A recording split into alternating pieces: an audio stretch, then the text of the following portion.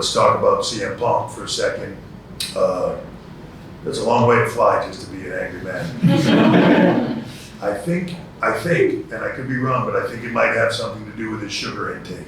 He's always eating donuts or muffins or something that don't seem to be good for him, and I think it messes with his psyche. The one good thing is he is healing. I think he will be back soon. Obviously, you haven't seen the last of him. He is a man that will hold a grudge. He will see that grudge through to the end. But he mentioned some things up here, and yeah, there is a change, and there is a new era, a new atmosphere, a new all those things. And yes, absolutely, in some ways they are things that he was asking for and started a long time ago. And at a time that maybe he and I, for a lot of reasons, just saw things differently from each other. And we saw eye to eye, but it was angry eye to eye. And it was opposition eye to eye. I cannot tell you how happy I am to have him back. I cannot tell you how exciting it is for me to see the Phil Brooks that I wanted to see then.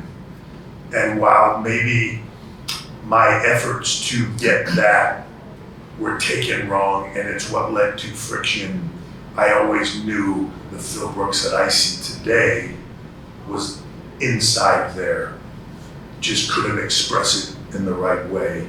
So as much as this has changed, he has changed. And I've got to tell you, it's amazing. And I'm excited, and I'm excited for the future, and I'm excited to not just work with him, but just to be around him. He's a pleasure to be around in that locker room. He's a pleasure to be around as a performer. He's a pleasure to be around helping other guys to grow, to change, to just impart what he has learned, not only as a performer, but also as a person that maybe was on the wrong side of things and figured it out along the way. And that's valuable information that he can share with another generation that is becoming behind him or is coming behind him. And I just gotta say, I'm thrilled and excited to have him here, and I'm thrilled and excited to not only work with him in a talent role, but work with him to create the WWE that both he and I always wanted it to be. So with that, I'll open it up to questions. Hi, Bernard Collas, French journalist for the Sport. I wanted to know if WWE took advantage of these international realities to observe local wrestlers. I know, for example, in France, some of the best French wrestlers were part of the security team during the KO show. So does that mean WWE might be interested by them? Yeah, I don't know if you've noticed it, but security teams at Raw, SmackDown, and other shows tend to make the best wrestlers in the future. Sheamus, a lot of these guys were all security people, and then it blew up for them and they became huge successes. It's I don't know what that is, but it works out wonderfully. Yeah, look, part of my job, Shawn Michaels' job, William Regal's job, is ensuring the future. We have a massive team. Part of that future is knowing who is out there globally, domestically across the US, knowing who's out there in working independent promotions or whatever it is, everywhere in the world, and know who's out there and know who's worth something.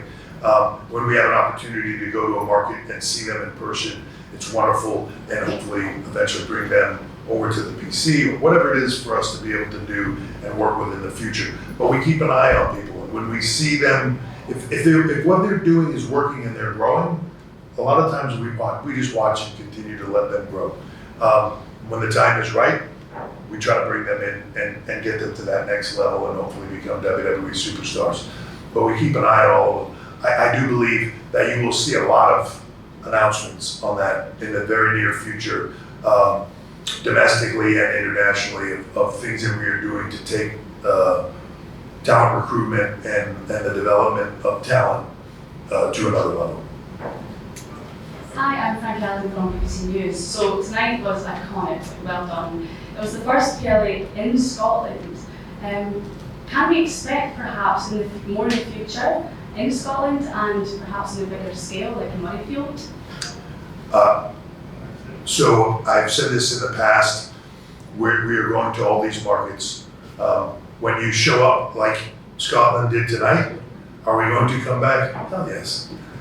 Is it going to be bigger? Let's see, right? Like, how big can we make it? That is the challenge globally, internationally, everywhere, is to go to the places that are the biggest and the loudest. We even brought a monitor now to be able to say, like, oh, no, you were louder. We're WWE is big all over the globe. It's everywhere.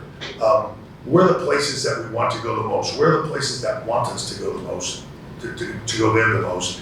And then also, what are the places that our partners internationally, like Netflix, would love us to go to and increase business there for them. So it's a partnership all the way around. It's a partnership with us, with you, with Netflix, and we're going to continue to grow that and continue to deliver to fans the excitement that they want to see and show up and go crazy for. Hi Paul, Colin Lamont here with the Scottish Sun. A few years ago you appeared on an ICW show with Dallas, and we got to see obviously Scottish talent there. I know Drew was one of the big trailblazers, and now we have so many people. We have two new champions that we crowned tonight. Has it been cool for you to watch Scotland progress and suddenly produce so many top quality wrestlers for WWE and promotions everywhere? Absolutely. I've, over the years, and there's been reasons for it to happen and reasons for it to stop behind the scenes and all of those things, but I've always had an interest in trying to make WWE and wrestling in general bigger globally, to encourage. To me, when a kid sits at home on a day like today and he watches Drew McIntyre or she watches Elba and Isla or Piper Niven or anybody like that, and they say, wow, they're from here, like me, they're just like me, and if I work that hard and I go after my dream, I can do this too.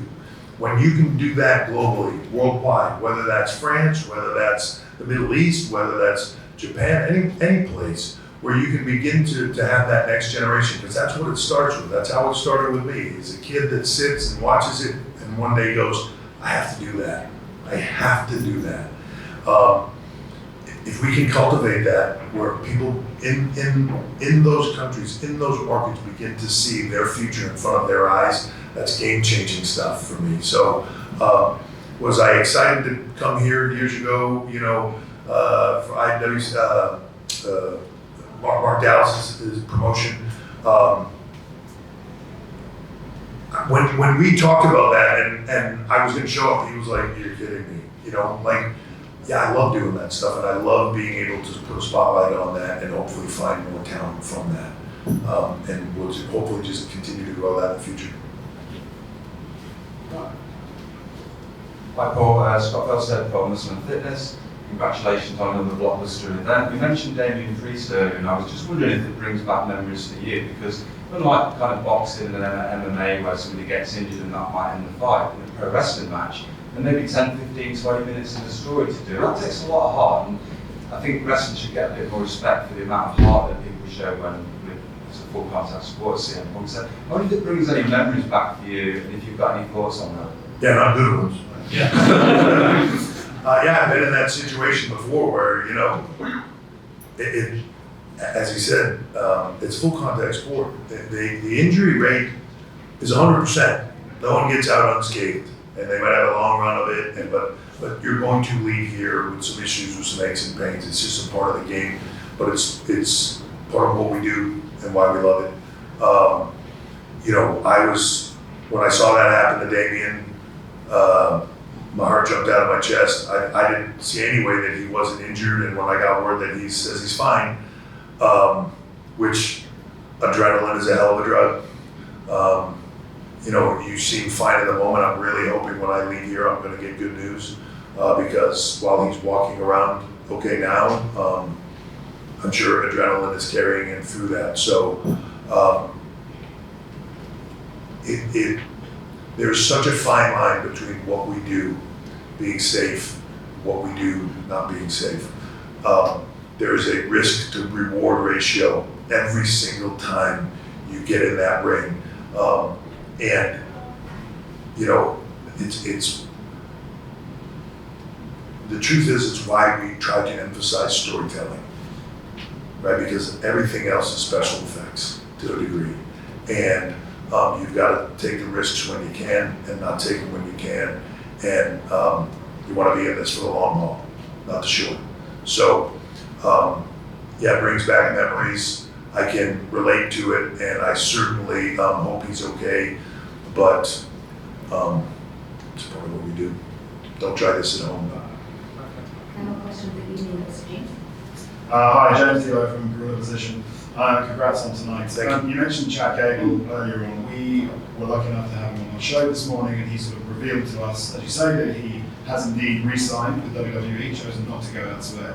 And the reasons he gave, he said he respected your vision for the product, but crucially, it was because you kept your promises you made to him pertaining to his career and the growth of his career. Can you kind of speak on the conversations you had with him about that and why he's such a special talent? Well, one, that's very flattering, and I'm humbled that he would say that. But like the truth is, he's an amazing performer. I would like for him to be here forever, for him to be able to perform at the highest level, be seen by the most people, have an incredible career, leave here as healthy as possible.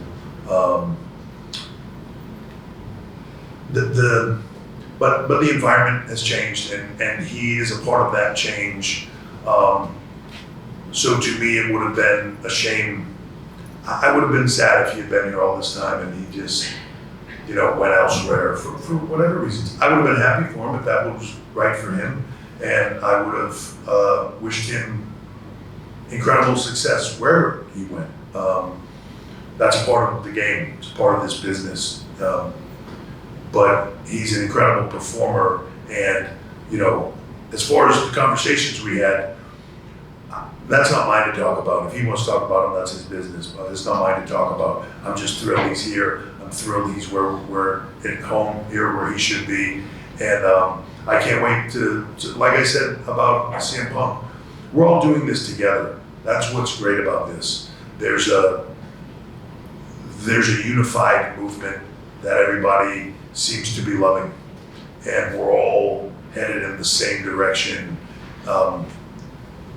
It's just a massive movement of positive, excited, young talent, and some older that are looking to run through a wall to take this to another level, as big as it is, that are looking to make this beyond anybody's expectations of what it can be. And I think that mindset, especially people like Chad, and Chad came up through the PC and we've worked together for a long time. So I know what his expectations are because we helped put it in him. And I'm just thrilled that he's here and excited to move forward with him. Well, Paul, congratulations on a historic evening here tonight, and safe travels to Corpus Christi, Texas for Monday Night Raw. Yeah, thank you very much. I think after tonight, Corpus should be interesting. I would imagine Drew McIntyre will be there, as will others. So it should be quite interesting. And as always, we start the next chapter and the next page. And it's an exciting time. So hopefully I'll see you all at Money in the Bank. Thank you for being so excited in your hospitality while we were here, and we'll see you down the road. Thank you.